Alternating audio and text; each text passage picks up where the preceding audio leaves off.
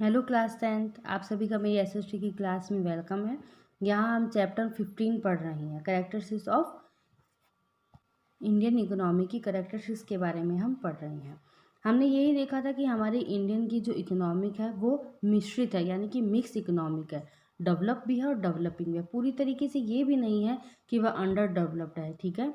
और हम ये भी नहीं कह सकते कि नहीं पूरी तरीके से विकसित भी है, ऐसा नहीं है। अभी हमारी भारत की जो इकोनॉमिक है वो क्या विकासशील है, विकसित हो रही है, विकासशील है वो, ठीक है। तो अभी हमने लास्ट यानी कि प्रीवियस क्लास में हमने ये देखा था कि क्या क्या इंडिया इकोनॉमी के अनडेवलप होने के फॉर्म है, यानी कि क्या रीज़न रही हैं हमारे कि जिसे इंडिया को अनडेवलप भी कहा जाता है। और आज के हमारी क्लास में हम देखेंगे, आज की हम हमारी क्लास में देखेंगे कि इंडियन इकोनॉमी किस तरीके से डेवलप फॉर्म के रूप में भी कहती है, क्योंकि दोनों कहलाती है, डेवलप और अनडेवलप। तो अनडेवलप का हमने बेस देखा, अब हम देखेंगे कि क्या रीज़न है कि जो इंडियन कंपनी इकोनॉमिक है वो डेवलप इकोनॉमिक भी कहलाती है। देखते हैं, from the above study it can be concluded that Indian economic is undeveloped. कहा गया है कि अभी हमने जो पढ़ा था लास्ट जो क्लास में, उसे हमने यही कंक्लूजन निकाला था कि वहाँ हमारी जो इंडिया की इकोनॉमिक है वो क्या है, अनडेवलप्ड है। क्या क्या रीज़न हमने देखे थे कि लो पर कैपिटा इनकम थी, पावर्टी की समस्या थी, problem of poverty, absolution of technology यानी कि पुअर टेक्नोलॉजी या फिर बैकवर्ड टेक्नोलॉजी को यूज़ किया जाता है, और डिपेंडेंस एक्सेस डिपेंडेंट थी एग्रीकल्चर में। हमने ये सभी चीज़ें देखी थी। इन्हीं के रीज़न से हमने यह डिसाइड कर लिया था कि नहीं भारत की अर्थव्यवस्था क्या है, अविकसित है। लेकिन ऐसा पूरा ये बात सच नहीं है, but it is not absolute true, ये पूरी तरीके से सही नहीं है। Indian economic is improve. अब क्या हो रही है, इंडियन इकोनॉमिक में बहुत सी तेज़ गति से क्या हो रहा है, इम्प्रूवमेंट हो रहा है, यानी कि सुधार हो रहा है। वो सभी बातें जब हमारा देश आज़ाद नहीं था उस समय ये ज़्यादा थी, पर अब इतने सालों में हमने क्या किया, बहुत सी चीज़ों में विकास हमने कर लिया है। Moving fast on the road of crossing during last few years, many favourable change have been taken place with the effective economic and social reform.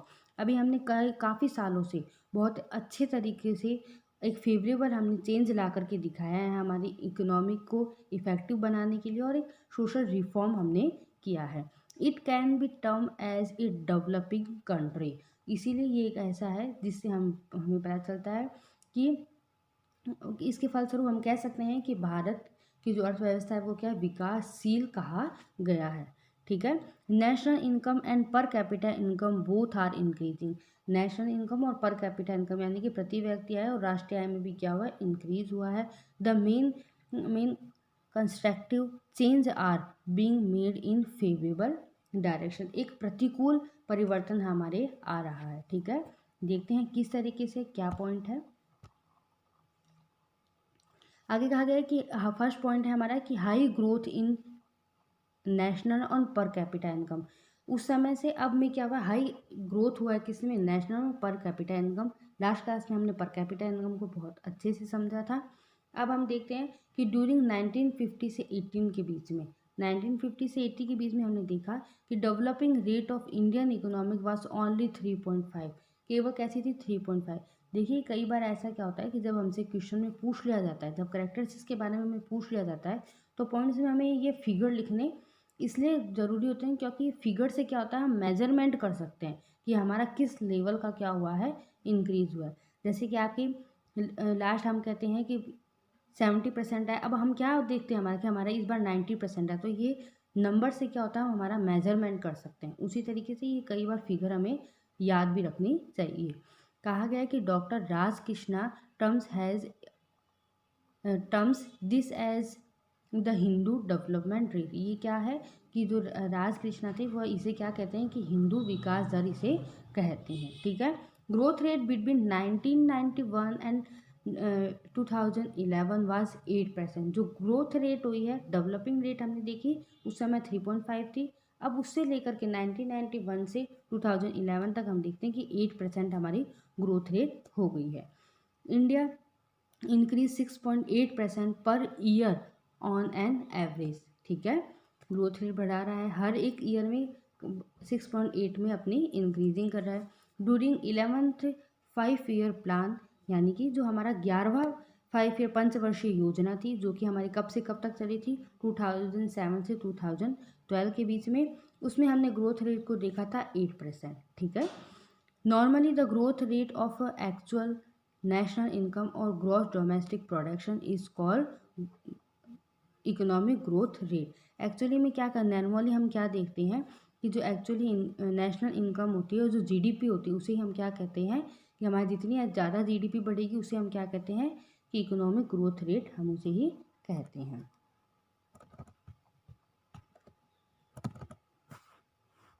आगे सेकंड पॉइंट हम देखेंगे, change in economic structure. Economic structure को हम किस तरीके से change करते हैं वो हम देखते हैं। तो economic structure change among the development as economic, एक बार फिर देखें कि economic structure change along with developed. कहा गया है कि जब हमारे इकोनॉमी को, अर्थव्यवस्था की जब हम संरचना में जब विकास करते हैं, उसमें विकास के साथ साथ क्या करते हैं, अर्थव्यवस्था की संरचना में भी हमें क्या करना पड़ता है, परिवर्तन करना होता है। स्ट्रक्चर का मतलब अर्थव्यवस्था के जो अलग अलग क्षेत्र हैं, जैसे अर्थव्यवस्था विकसित होती जाती है, राष्ट्रीय आय में भी क्या होता है, क्षेत्र बढ़ते जाते हैं। जैसे कि हम देखते हैं कि प्राथमिक क्षेत्र है, द्वितीय क्षेत्र है, इसमें क्या होता है, हमारा योगदान बढ़ता जाता है। प्राइमरी सेक्टर है जो कि agriculture, labour goes down, well secondary या फिर जिसे कि हम इंडस्ट्रियल भी कह सकते हैं, टर्सरी या फिर service sector, labour growth up. अगर हमें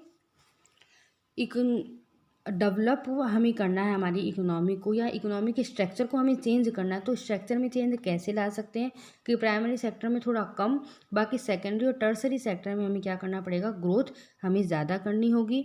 in India has share of agriculture in national income was more than 50% इन 1950 से 1951 के बीच में। हम देखते हैं 1950 हम देखते हैं कि 50% क्या थी, जो पॉपुलेशन थी वो उसकी नेशनल जो इनकम इंडिया की थी वह एग्रीकल्चर पे डिपेंड थी। व्हेन केम डाउन, अब वह क्या हुई है, 15% कम होकर वो क्या हो गई, 15% हो गई। पहले 50% से ज़्यादा कृषि का ही योगदान था हमारे नेशनल इनकम में, हमारी राष्ट्रीय आय में। पर अब जब 2015 से 16 में क्या हो गया, वो कम होकर के 15% हो गया है। There was a huge increase in the contribution of industry and service sector in the national income. अब हम देखते हैं कि जो हमारा द्वितीय क्षेत्र है या सेवा क्षेत्र है, उसका बहुत बड़ा योगदान अब हमारे राष्ट्रीय आय में हुआ है। The contribution of the secondary sector in the national income has arise more than 1/4। जो हमारी राष्ट्रीय आय है उसका 1/4 हिस्सा कौन देता है, इंडस्ट्री देता है। यानी कि जो फैक्ट्रीज है, ये जो इंडस्ट्री एरिया है, वो हमारे क्या कर रहा है, हमारी राष्ट्रीय आय को बढ़ा रहा है। अब ठीक है, क्योंकि इससे क्या होता है, हमारे देश में जितना भी प्रोडक्शन होगा वो बाहर जाएगा, वो उससे क्या होती है, हमारी राष्ट्रीय आय में इंक्रीज होती है। Role of the service sector has been increase rapidly in national income. At present, 60% of national income is the generate by the service sector.